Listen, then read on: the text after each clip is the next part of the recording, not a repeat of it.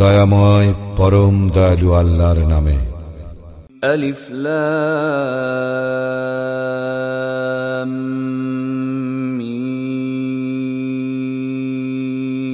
صاد আলিফ লাম মিম صاد كتاب أنزل إليك فلا يكن في صدرك حرج منه لتنذر به وذكرى للمؤمنين তোমার নিকট কিতাব অবতীর্ণ করা হইয়াছে, তোমার মনে যেন ইহার সম্পর্কে কোনো সংকোচ না থাকে, ইহার দ্বারা সতর্কীকরণের ব্যাপারে এবং মুমিনদের জন্য ইহা উপদেশ। اتبعوا ما أنزل إليكم من ربكم ولا تتبعوا من دونه أولياء قليلا ما تذكرون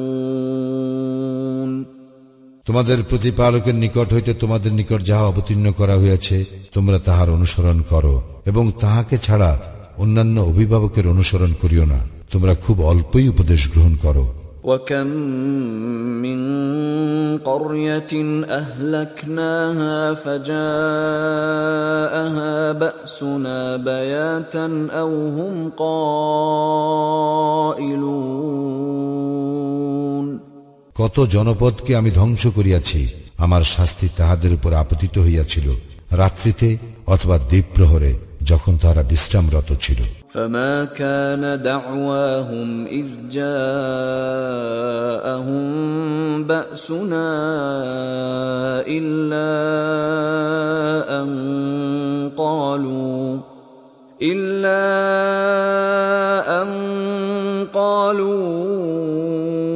إنا كنا ظالمين যখন আমার শাস্তি তাহাদের উপর আপতিত হইয়াছিল তখন তাহাদের কথা শুধু ইহাই ছিল যে নিশ্চয়ই আমরা জালিম ছিলাম। فلنسألن الذين أرسل إليهم ولنسألن المرسلين অতঃপর যাহাদের নিকট রাসূল প্রেরণ করা হইয়াছিল তাহাদেরকে আমি জিজ্ঞাসা করিবই এবং রাসূলগণকেও জিজ্ঞাসা করিব। فلنقصن عليهم بعلم وما كنا غائبين তৎপর তাহাদের নিকট পূর্ণ জ্ঞানের সঙ্গে তাহাদের কার্যাবলী বিবৃত করিবই, আর আমি তো অনুপস্থিত ছিলাম না। والوزن يومئذ الحق فمن ثقلت موازينه فأولئك هم المفلحون সেদিনের ওজন করা সত্য, যাহাদের পাল্লা ভারী হইবে তাহারাই সফল কাম হইবে। ومن خفت موازينه فأولئك الذين خسروا أنفسهم بما كانوا بآياتنا يظلمون আর যাহাদের পাল্লা হালকা হইবে তাহারাই নিজেদের ক্ষতি করিয়াছে, যেহেতু তাহারা আমার নিদর্শন সমূহকে প্রত্যাখ্যান করিত। وَلَقَدْ مَكَّنَّاكُمْ فِي الْأَرْضِ وَجَعَلْنَا لَكُمْ فِيهَا مَعَايِشَ قَلِيلًا مَا تَشْكُرُونَ আমি তো তোমাদেরকে দুনিয়ায় প্রতিষ্ঠিত করিয়াছি এবং উহাতে তোমাদের জীবিকার ব্যবস্থাও করিয়াছি, তোমরা খুব অল্পই কৃতজ্ঞতা জ্ঞাপন করো। وَلَقَدْ خَلَقْنَاكُمْ ثُمَّ صَوَّرْنَاكُمْ ثُمَّ قُلْنَا لِلْمَلَائِكَةِ اسْجُدُوا لِآدَمَ فسجدوا إلا إبليس لم يكن من الساجدين আমি তোমাদেরকে সৃষ্টি করি, অতঃপর তোমাদের আকৃতি দান করি এবং তৎপর ফেরেশতাদেরকে আদমকে সিজদা করিতে বলি। ইবলিস ব্যতীত সকলেই সিজদা করিল, সে সিজদাকারীদের অন্তর্ভুক্ত হইল না। قال ما منعك ألا تسجد إذ أمرتك قال أنا خير منه خلقتني من نار وخلقته من طين তিনি বলিলেন, আমি যখন তোমাকে আদেশ দিলাম তখন কি তোমাকে নিবৃত্ত করিল যে তুমি সিজদা করিলে না? সে বলিল, আমি তাহার অপেক্ষা শ্রেষ্ঠ। তুমি আমাকে অগ্নি দ্বারা সৃষ্টি করিয়াছ এবং তাহাকে কর্দম দ্বারা সৃষ্টি করিয়াছ। قال فاهبط منها فما يكون لك أن تتكبر فيها فاخرج إنك من الصاغرين তিনি বলিলেন, এই স্থান হইতে নামিয়া যাও, এখানে থাকি অহংকার করিবে ইহা হইতে পারে না, সুতরাং বাহির হইয়া যাও, তুমি অধমদের অন্তর্ভুক্ত। قال أنظرني إلى يوم يبعثون সে বলিল, পুনরুত্থান দিবস পর্যন্ত আমাকে অবকাশ দাও। قال إنك من المنظرين তিনি বলিলেন, যাহাদেরকে অবকাশ দেওয়া হইয়াছে তুমি অবশ্যই তাহাদের অন্তর্ভুক্ত হইলে। قال فبما أغويتني لأقعدن لهم صراطك المستقيم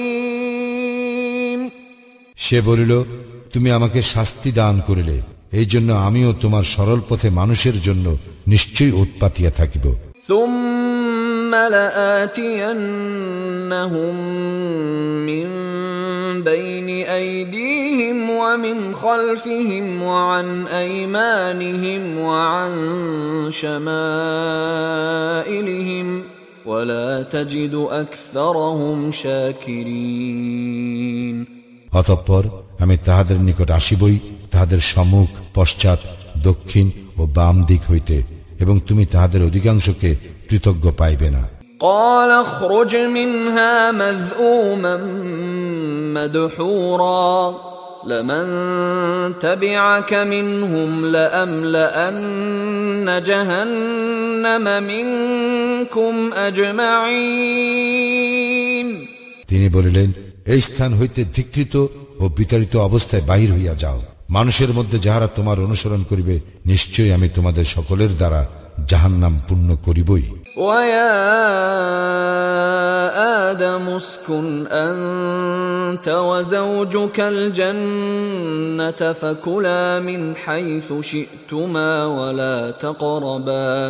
ولا تقربا هذه الشجرة فتكونا من الظالمين হে আদম, তুমিও তোমার স্ত্রী জান্নাতে বসবাস করো এবং যেথা ইচ্ছা আহার করো, কিন্তু এই বৃক্ষের নিকটবর্তী হইও না, হইলে তোমরা জালিমদের অন্তর্ভুক্ত হইবে। فوسوس لهما الشيطان ليبدي لهما ما وري عنهما من سوآتهما وقال ما نهاكما ربكما عن هذه الشجرة إلا أن تكونا ملكين أو تكونا من الخالدين অতঃপর তাহাদের লজ্জাস্থান যাহা তাহাদের নিকট গোপন রাখা হইয়াছিল তাহা তাহাদের কাছে প্রকাশ করিবার জন্য শয়তান তাহাদেরকে কুমন্ত্রণা দিল এবং বলিল, পাছে তোমরা উভয়ে ফিরিস্তা হইয়া যাও কিংবা তোমরা স্থায়ী হও,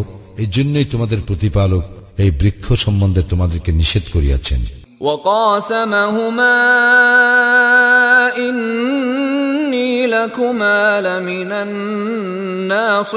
الناصحين সে তাহাদের উভয়ের নিকট শপথ করিয়া বলিল, আমি তো তোমাদের হিতাকাঙ্ক্ষীদের একজন। فدلاهما بغرور فلما ذاقا الشجرة بدت لهما سوآتهما وطفقا يخصفان عليهما من ورق الجنة وناداهما ربهما ألم أنهكما عن تلكما الشجرة وأقل لكما إن الشيطان لكما عدو مبين এইভাবে সে তাহাদেরকে প্রবঞ্চনার দ্বারা অধপতিত করিল। তৎপর যখন তাহারা সেই বৃক্ষ ফলের আস্বাদ গ্রহণ করিল, তখন তাহাদের লজ্জাস্থান তাহাদের নিকট প্রকাশ হইয়া পড়িল এবং তাহারা জান্নাতের পাতা দ্বারা নিজেদেরকে আবৃত্ত করিতে লাগিল। তখন তাহাদের প্রতিপালক তাহাদেরকে সম্বোধন করিয়া বলিলেন, আমি কি তোমাদেরকে এই বৃক্ষের নিকটবর্তী হইতে বারণ করি নাই? এবং আমি কি তোমাদেরকে বলি নাই যে শয়তান তো তোমাদের প্রকাশ্য শত্রু? قالا ربنا ظلمنا أنفسنا وإن لم تغفر لنا وترحمنا لنكونن من الخاسرين তাহারা বলিল, হে আমাদের প্রতিপালক, আমরা নিজেদের প্রতি অন্যায় করিয়াছি। যদি তুমি আমাদেরকে ক্ষমা না করো এবং দয়া না করো, তবে তো আমরা ক্ষতিগ্রস্তদের অন্তর্ভুক্ত হইব।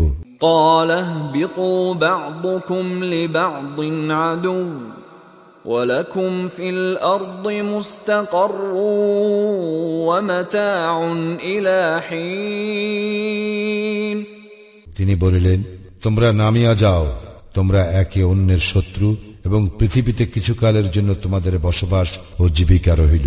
قال فيها تحيون وفيها تموتون ومنها تخرجون তিনি বলিলেন, সেখানেই তোমরা জীবন যাপন করিবে, সেখানেই তোমাদের মৃত্যু হইবে এবং সেখান হইতেই তোমাদেরকে বাহির করিয়া আনা হইবে।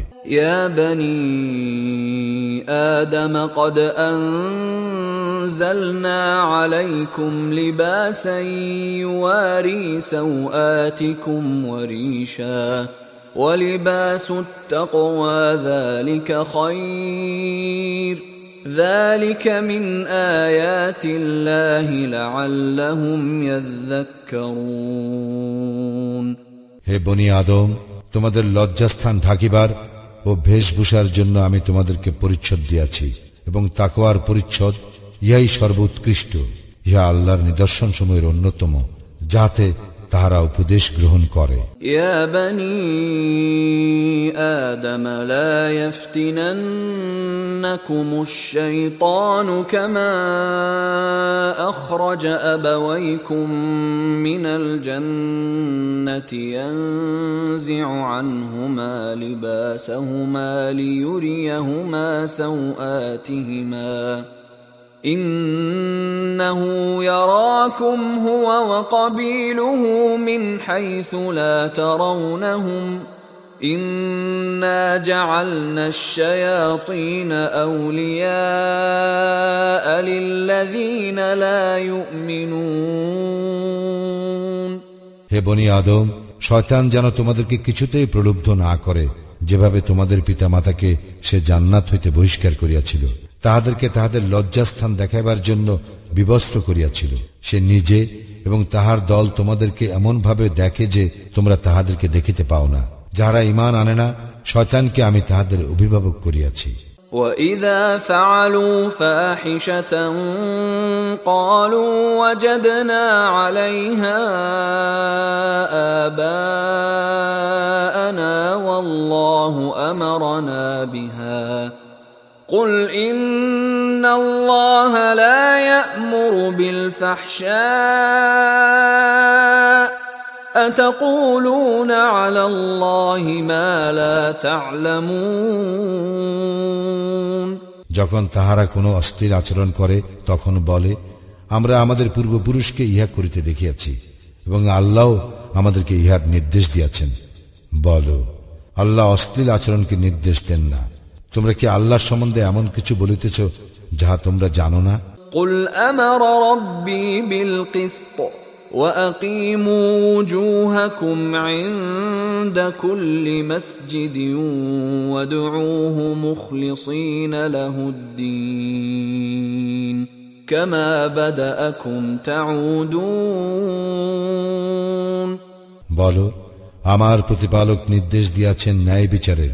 প্রত্যেক সালাতে তোমাদের লক্ষ্য স্থির রাখিবে এবং তাহারই আনুগত্যে বিশুদ্ধ চিত্ত হইয়া একনিষ্ঠভাবে তাহাকে ডাকিবে।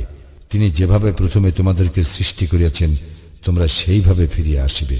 فريقا هدى وفريقا حق عليهم الضلالة إنهم اتخذوا الشياطين أولياء من دون الله ويحسبون أنهم مهتدون এক দলকে তিনি সৎপথে পরিচালিত করিয়াছেন এবং অপর দলের পথভ্রান্তি নির্ধারিত হইয়াছে। তাহারা আল্লাহকে ছাড়িয়া শয়তানকে তাহাদের অভিভাবক করিয়াছিল এবং মনে করিত তাহারাই সৎপথ প্রাপ্ত। يا بني آدم خذوا زينتكم عند كل مسجد وكلوا واشربوا ولا تسرفوا إنه لا يحب المسرفين হে বনি আদম, প্রত্যেক সালাতের সময় তোমরা সুন্দর পরিচ্ছদ পরিধান করিবে, আহার করিবে ও পান করিবে, কিন্তু অপচয় করিবে না। নিশ্চয় তিনি অপচয়কারীদের পছন্দ করেন না। قل من حرم زينة الله التي أخرج لعباده والطيبات من الرزق قل هي للذين آمنوا في الحياة الدنيا خالصة يوم القيامة كذلك نفصل الآيات لقوم يعلمون বলো, আল্লাহ স্বীয় বান্দাদের জন্য যেসব শোভাময় বস্তু ও বিশুদ্ধ জীবিকা সৃষ্টি করিয়াছেন তাহা কে হারাম করিয়াছে? বলো, পার্থিব জীবনে বিশেষ করিয়া কিয়ামতের দিনে এই সমস্ত তাহাদের জন্য যাহারা ঈমান আনে। এইভাবে আমি জ্ঞানী সম্প্রদায়ের জন্য নিদর্শন বিশদভাবে বিবৃত করি। قل إنما حرم ربي الفواحش ما ظهر منها وما بطن والإثم والبغي بغير الحق وأن تشركوا بالله ما لم ينزل به سلطانا وأن تقولوا على الله ما لا تعلمون বলো, নিশ্চয় আমার প্রতিপালক হারাম করিয়াছেন প্রকাশ্য ও গোপন অশ্লীলতা আর পাপ এবং অসঙ্গত বিরোধিতা এবং কোনো কিছুকে আল্লাহর শরীক করা যার কোনো সনদ তিনি প্রেরণ করেন নাই, এবং আল্লাহর সম্বন্ধে এমন কিছু বলা যাহা তোমরা জানো না। وَلِكُلِّ أُمَّةٍ أَجَلٌ فَإِذَا جَاءَ أَجَلُهُمْ لَا يَسْتَأْخِرُونَ سَاعَةً وَلَا يَسْتَقْدِمُونَ প্রত্যেক জাতির এক নির্দিষ্ট সময় আছে, যখন তাহাদের সময় আসিবে তখন তারা মৃত্যুকাল বিলম্ব করিতে পারিবে না এবং তরাও করিতে পারিবে না।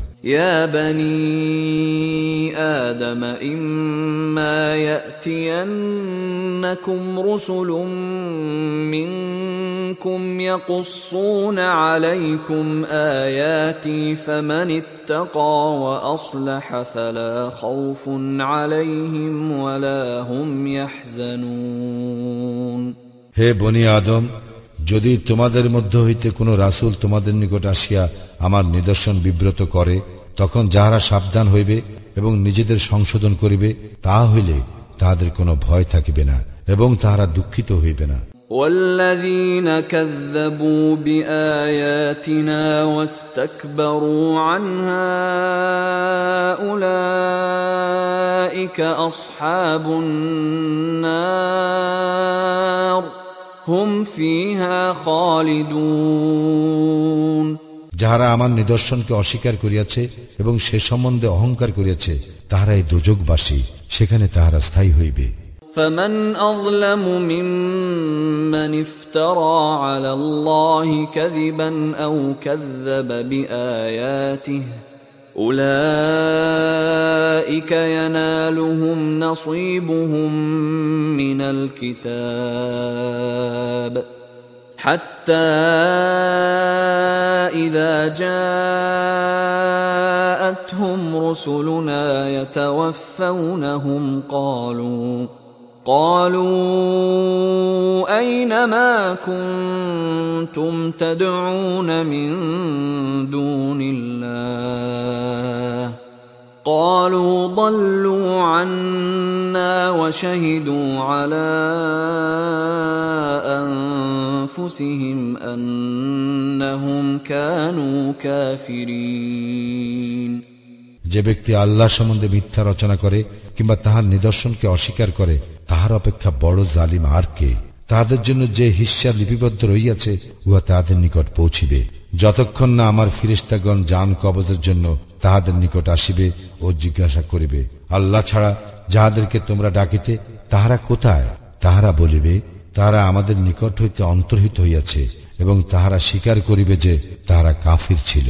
قال ادخلوا في أمم قد خلت من قبلكم من الجن والإنس في النار كلما دخلت أمة لعنت أختها حتى إذا اداركوا فيها جميعا قالت أخراهم لأولاهم ربنا هؤلاء أضلونا فآتهم عذابا ضعفا من النار قال لكل ضعف ولكن لا تعلمون। আল্লাহ বলিবেন, তোমাদের পূর্বে যে জিন ও মানব দল গত হইয়াছে তাহাদের সঙ্গে তোমরা দোজখে প্রবেশ করো। যখনই কোন দল উহাতে প্রবেশ করিবে তখনই অপর দলকে তাহারা অভিসম্পাত করিবে। এমনকি যখন সকলে উহাতে একত্র হইবে তখন তাহাদের পরবর্তীরা পূর্ববর্তীদের সম্পর্কে বলবে, হে আমাদের প্রতিপালক, ইহারাই আমাদেরকে বিভ্রান্ত করিয়াছিল, সুতরাং ইহাদেরকে দ্বিগুণ অগ্নিশাস্তি দাও। আল্লাহ বলিবেন, প্রত্যেকের জন্য দ্বিগুণ রহিয়াছে, কিন্তু তোমরা জানো না। وقالت أولاهم لأخراهم فما كان لكم علينا من فضل فذوقوا العذاب بما كنتم تكسبون। তাদের পূর্ববর্তীরা পরবর্তীদেরকে বলিবে, আমাদের উপর তোমাদের কোনো শ্রেষ্ঠত্ব নাই, সুতরাং তোমরা তোমাদের কৃতকর্মের শাস্তি আস্বাদন করো। ইন্নাল্লাযীনা কাযযাবু বিআয়াতিনা ওয়াস্তাকবারু আনহা লা তুফাত্তাহু লাহুম আবওয়াবুস সামা' لا تفتح لهم أبواب السماء ولا يدخلون الجنة حتى يلج الجمل في سم الخياط وكذلك نجزي المجرمين। যাহারা আমার নিদর্শনকে অস্বীকার এবং সে সম্বন্ধে অহংকার করে তাহাদের জন্য আকাশের দ্বার উন্মুক্ত করা হইবে না এবং তাহারা জান্নাতেও প্রবেশ করিতে পারিবে না যতক্ষণ না সূচের ছিদ্রপথে উষ্ট্র প্রবেশ করে। এইভাবে আমি অপরাধীদের প্রতিফল দিব। লাহুম মিন জাহান্নাম মিহাদুন ওয়া মিন ফাওকিহিম গাওয়াশ ওয়া কাযালিকা নাজজিল যালিমিন। তাহাদের শয্যা হইবে জাহান্নামের এবং তাহাদের উপরের আচ্ছাদন। এইভাবে আমি জালিমদেরকে প্রতিফল দিব। والذين آمنوا وعملوا الصالحات لا نكلف نفسا إلا وسعها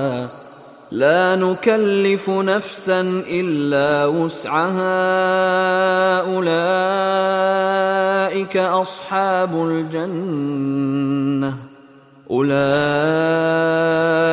أصحاب الجنة هم فيها خالدون। আমি কাহাকেও তাহার সাধ্যাতীত ভার অর্পণ করি না। যাহারা ঈমান আনে ও সৎকর্ম করে উহারাই জান্নাতবাসী, সেখানে তাহারা স্থায়ী হইবে। ونزعنا ما في صدورهم من غل تجري من تحتهم الأنهار وقالوا الحمد لله الذي هدانا لهذا وما كنا لنهتدي لولا أن هدانا الله لقد جاءت رسل ربنا بالحق ونودوا أن تلكم الجنة أورثتموها بما كنتم تعملون আমি তাহাদের অন্তর হইতে ঈর্ষা দূর করিব, তাহাদের পাদদেশে প্রবাহিত হইবে নদী, এবং তাহারা বলিবে প্রশংসা আল্লাহরই, যিনি আমাদেরকে ইহার পথ দেখাইয়াছেন। আল্লাহ আমাদেরকে পথ না দেখাইলে আমরা কখনো পথ পাইতাম না। আমাদের প্রতিপালকের রাসূলগণ তো সত্যবাণী আনিয়াছিলেন, এবং তাহাদেরকে সম্বোধন করিয়া বলা হইবে, তোমরা যাহা করিতে তাহারই জন্য তোমাদেরকে এই জান্নাতের উত্তরাধিকারী করা হইয়াছে। ونادى أصحاب الجنة أصحاب النار أن قد وجدنا ما وعدنا ربنا حقا فهل وجدتم ما وعد ربكم حقا قالوا نعم فأذن مؤذن بينهم اللعنة الله على الظالمين জান্নাতবাসীগণ দোজখবাসীদেরকে সম্বোধন করিয়া বলিবে, আমাদের প্রতিপালক আমাদেরকে যে প্রতিশ্রুতি দিয়াছিলেন আমরা তো তাহা সত্য পাইয়াছি। তোমাদের প্রতিপালক তোমাদেরকে যে প্রতিশ্রুতি দিয়াছিলেন তোমরা তাহা সত্য পাইয়াছ কি? উহারা বলিবে, হ্যাঁ। অতঃপর জনৈক ঘোষণাকারী তাহাদের মধ্যে ঘোষণা করিবে, আল্লাহর লানত জালিমদের উপর।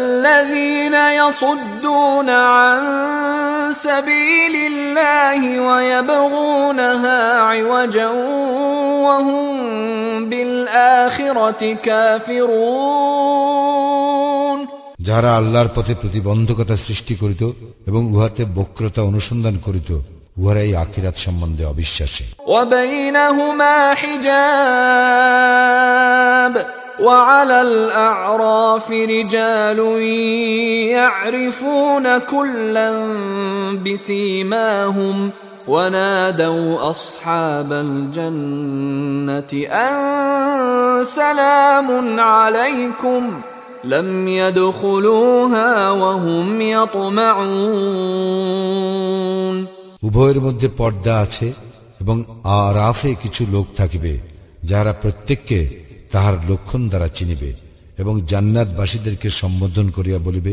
তোমাদের শান্তি হোক। তাহারা তখনও জান্নাতে প্রবেশ করে নাই, কিন্তু আকাঙ্ক্ষা করে। وَإِذَا صُرِفَتْ أَبْصَارُهُمْ تِلْقَاءَ أَصْحَابِ النَّارِ قالوا ربنا لا تجعلنا مع القوم الظالمين যখন তাহাদের দৃষ্টি দোজখবাসীদের প্রতি ফিরাইয়া দেওয়া হইবে তখন তাহারা বলিবে, হে আমাদের প্রতিপালক, আমাদেরকে জালিমদের সঙ্গী করিও না। ونادى أصحاب الأعراف رجالا يعرفونهم بسيماهم قالوا ما أغنى عنكم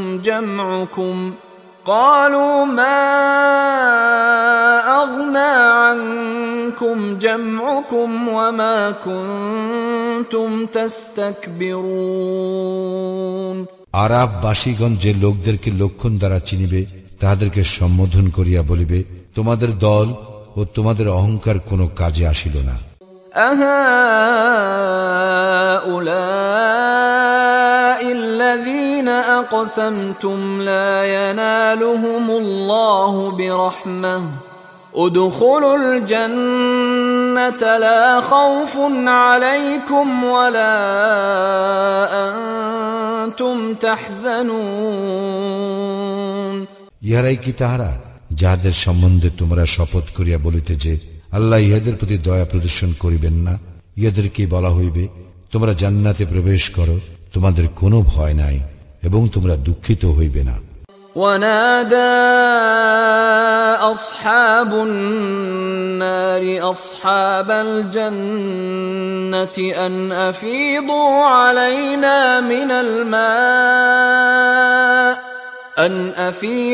علينا من الماء أو مما رزقكم الله